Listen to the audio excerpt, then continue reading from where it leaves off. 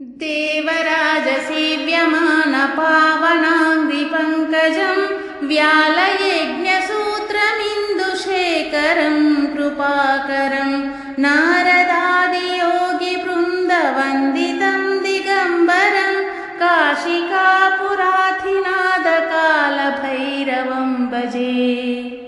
भानुकोटिभास्वरं भवाब्धितारकं परं नीलकण्ठमीप्सितार्धदायकं त्रिलोचनं कालकालमम्बुजाक्षमक्षशूलमक्षरं काशिकापुराधिनाथकालभैरवं भजे। शूलटङ्कपाशदण्डपाणिमादिकारणं श्यामकायमादिदेवमक्षरं निरामयं भीमविक्रमं प्रभुं विचित्रताण्डवप्रियं काशिकापुराधिनाथकालभैरवं भजे।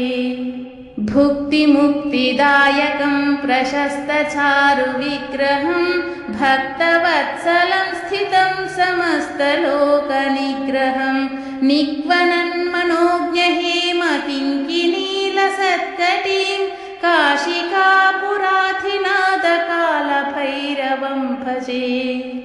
धर्मसेतुपालकं त्वधर्ममार्गनाशकं कर्मपाशमोचकं सुशर्मदायकं विभुं स्वर्णवर्णशेषपाशशोभिताङ्गमण्डलं काशिकापुराधिनाथकालभैरवं भजे।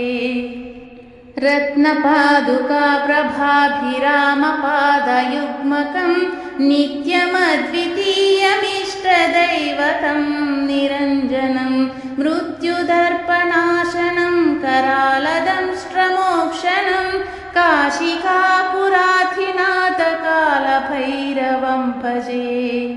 अट्टहासभिन्नपद्मजाण्डकोशसन्ततिं दृष्टिपातनष्टपापजालमुग्रशासनम् अष्टसिद्धिदायकं कपालमालिकन्धरं काशिकापुराधिनाथकालभैरवं भजे।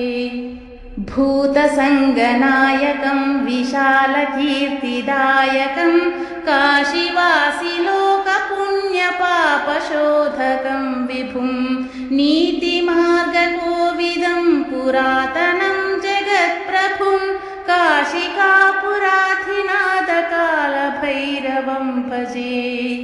कालभैरवाष्टकं पठन्ति ये मनोहरं ज्ञानमुक्तिसाधनं विचित्रपुण्यवर्धनं शोकमोहदैन्यलोभकोपतापनाशनं ते प्रयान्ति कालभैरवाघ्रिसन्निधिं ध्रुवम् काशिकापुराधिनाथकालभैरवं भजे।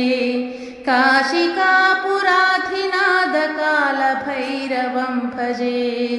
कालभैरवं भजे। कालभैरवं भजे।